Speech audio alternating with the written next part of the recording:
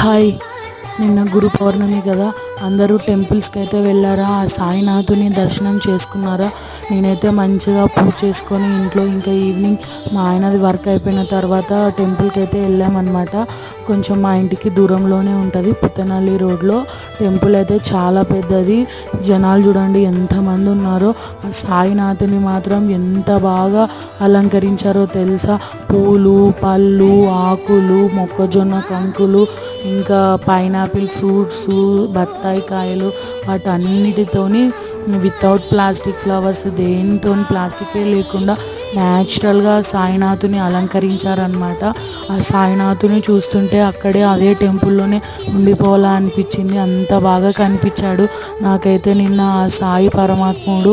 ఓం సాయిరామ్ అంటే మొత్తం ప్రాబ్లమ్స్ అన్నీ వెళ్ళిపోతాయి కదండి. ఫైనల్గా ప్రసాదం పెట్టేశారు, తిని ఇంటికి వచ్చేసాం. బాయ్.